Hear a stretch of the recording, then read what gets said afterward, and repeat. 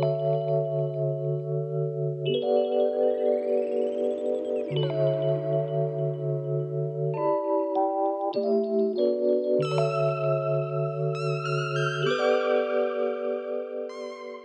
a couple things to preface before I start this video. I made a video a while back. It was a SIBO specific diet video and it said what I had to eat in a day. I'm no longer on that diet anymore. I do not eat any meat, any eggs, any dairy, and I try to avoid processed sugars or processed foods. That being said, for 10 days, I specifically ate mainly plant-based. I mainly made recipes from the Fiber Fueled book and I made some recipes from online. My whole goal of this video was to not eat out for a whole week, and then it ended up being more than a week, which doesn't matter. But I really tried to mainly eat things that I cooked, and I had more control of what I cooked. And although it's not entirely plant-based, because I did have some peanut butter and I did have oil and I did have hummus because those were kind of store-bought. That was the whole goal of this video, and the whole goal in general for life, just to avoid processed foods and to avoid eating out as much because it's just better for your stomach. I'm not on that carnivore diet anymore, on that SIBO specific diet. I thought it was working, but it wasn't working entirely because I was having a really hard time going to the bathroom. Like, my stomach felt like a bunch of rocks. There wasn't enough fiber. I had a lot of controversy on the video for the SIBO specific diet because some people are like, oh, like, you're supposed to eat meat only, or oh, you're supposed to eat fiber and stuff like that. They're all at different stages of their journey, and I feel like part of my journey was to try the carnivore diet and just eat meats and vegetables and see how that made me feel. Now I'm eating the plant-based foods and eating whole foods, and that one works for me the best, even though it was difficult to transition and to be able to fully commit. It's still a challenge day to day, but I just wanted to show you that it is possible, that you can eat mainly whole foods, and with practice and cooking and all that stuff, you could eventually adapt the lifestyle that you want instead of it just being a diet.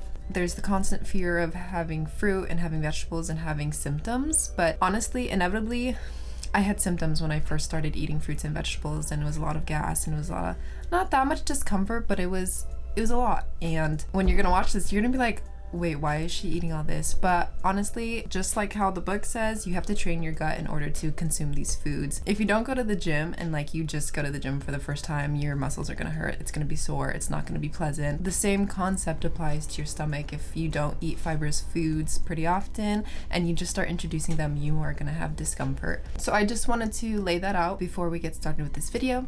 Also, I filmed all of this in August of 2022. It is currently December. I'm really bad. I'm a procrastinator, but we're gonna work on that next year. I'm still learning how to cook whole foods and how to like make recipes taste good. So not all of the recipes that I made were like super fantastic and super delicious, because you're trying to figure it out, and it's just sometimes I just had to finish my food because I didn't want to waste food.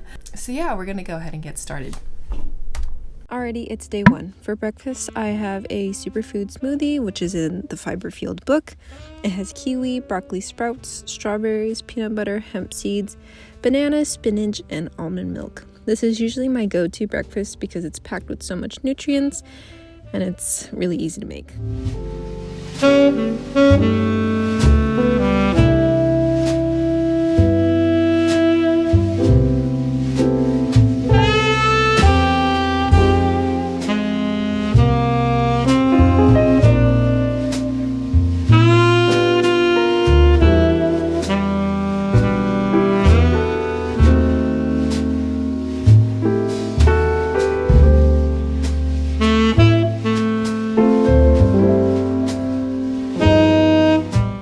Next, I'm having a muffin with zucchini and carrots. I put oat flour, oats, cinnamon, nutmeg, walnuts, dates, vanilla extract, peanut butter, and banana in a food processor.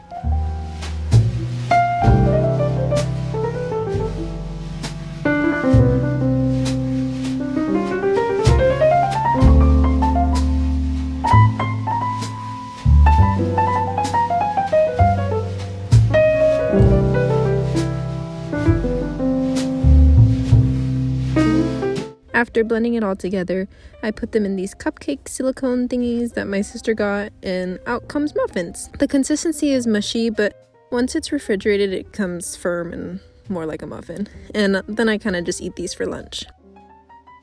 For dinner, I'm making a potato roast bowl that I got from this YouTuber. It has sweet potato, chickpeas, broccoli, and cauliflower. I then season it with a bunch of paprika, chili powder, salt and pepper, and whatever your heart desires. And then it's ready for the oven to be baked. For the dressing, I put hummus in a cup and add some water to get the right consistency that I prefer so that it becomes more of a dressing and liquid.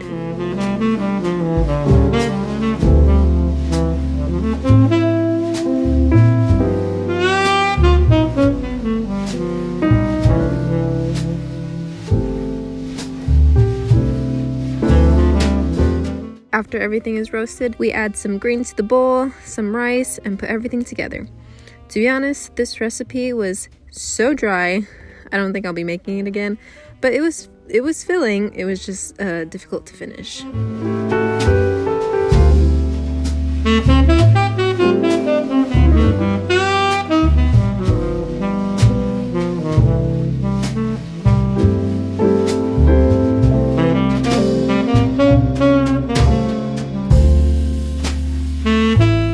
On day 2, I had prepped for the week and wrote down what recipes I wanted to try from the book. This is also very helpful and a good way to be mindful when it comes to eating healthy. I write down all the ingredients needed for the recipes in GoodNotes, which is an app on my iPad, and then it becomes my grocery list.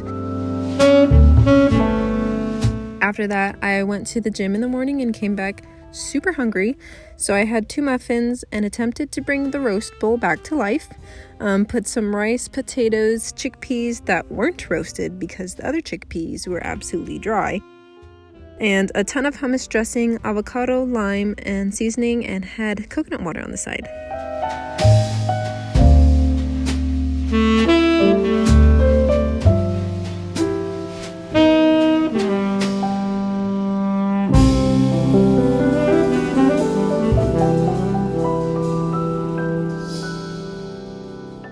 For lunch, I ended up having my yummy smoothie that I had the day before.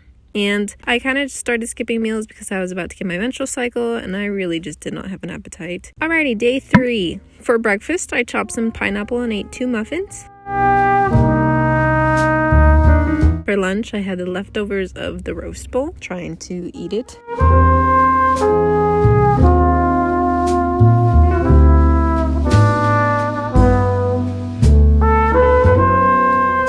For dinner, I had peanut butter and banana. Alrighty, day 4. I had my lovely smoothie that I love so much for breakfast. For lunch, it was time to whip up something new, so I started to make a tofu salad. I chopped up some lettuce, green onions, then put tofu on a pan, added chili powder, cayenne pepper, and paprika. And while that was cooking, I chopped up some tomatoes and made this creamy cilantro sauce that is also in the fiber-fueled book. This had cilantro, lime, almond water, and pepper, and it was honestly really good. And you can also add jalapenos to make it spicy. And after that, I combined everything together and added some sliced olives on top, and then it was pretty good. For dinner, I just added the tofu on top of the rice with some avocado and cilantro sauce because I was just getting lazy.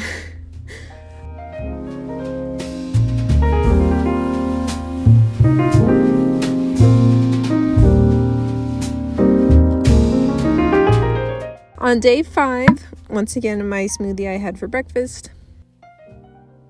And then I had leftover chickpeas from the can from the other day and tomatoes from yesterday's salad, so I put them on a frying pan to have for lunch.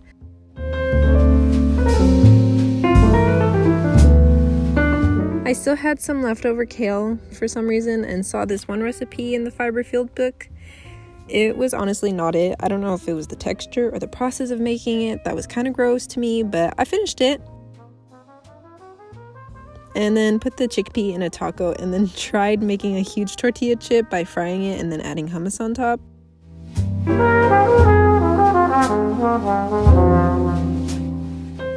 And then for dessert, I had a matcha banana ice cream thing. I just put it in the food processor and it became like this texture that was like ice cream, and then added almonds and toppings and some honey to make it sweet, and it pretty much did the job for a sweet craving. For day 6, you already know what I had for breakfast. For lunch, I'm finishing the last of the brown rice, the tofu, and chickpeas and topping it off with the cilantro sauce and avocado. For dinner, it was a small taco with tofu and cilantro sauce. Day 7. For breakfast, I actually had celery juice, and then I had my beloved smoothie. But for lunch and dinner, I need to make something new, so I found a new recipe, and it was basil, pumpkin seeds, garlic, nutritional yeast, olive oil, lemon, and then I blend. After that, I put the sauce in this glass casserole thing, added water, nutritional yeast, chili peppers, gluten-free pasta. However, I would use regular pasta because the gluten-free pasta will soak up and get mushy. Then I added cherry tomatoes, mushroom, and olives into the oven and out of the oven, and ta-da! Hot and fresh pasta. I actually like how quick this was to make, and it was just super easy. Alrighty, for day 8, it's officially past 1 week and we are still consuming the same morning breakfast. For lunch, I had some of that delicious mushy pasta. And for dinner, I had more pasta, but also a banana and peanut butter again. And now we're at day 9. The next day, I decided to meal prep and make the Very Good Sweet Potato Toast that's also in the Fiber Fueled book by slicing potatoes and baking them. Then I wanted to make these coconut oat balls from the Fiber Fueled book, which was kind of a struggle, but it just needed more peanut butter. It was made with oats, coconut flakes, maple syrup, vanilla, and some dates, I believe, and then I blended it with the food processor while adding more peanut butter. I ended up just putting the ball with some almond milk and banana, and that worked out, and it was actually kind of good. For lunch and dinner, I made sag tofu. I don't know if I'm saying it right, but it's from the Fiber Fueled book. I'm pretty sure it's an Indian dish. I pressed the tofu in my own way and put all the spices together, mainly Indian spices, which is all in the book as well.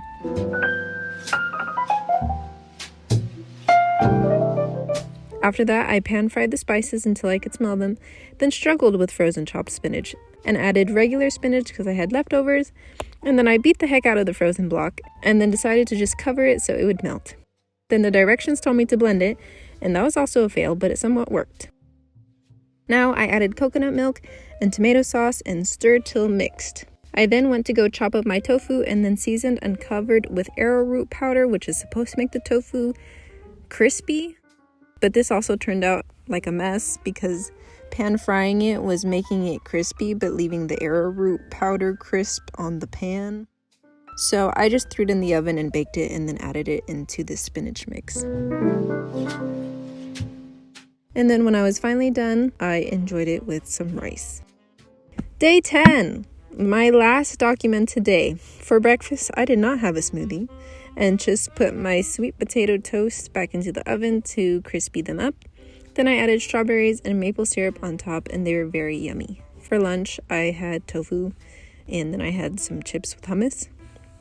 And then for dinner, I was making a sandwich for my partner then, so I made one for the both of us.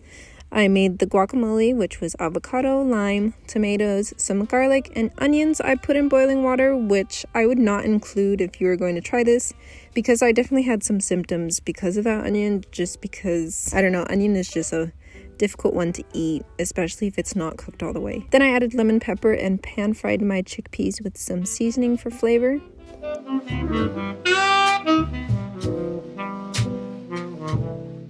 After the chickpeas, I removed them and put the bread onto the pan so that it would, crisp up. And then I just assembled the sandwich with all the ingredients, including lettuce.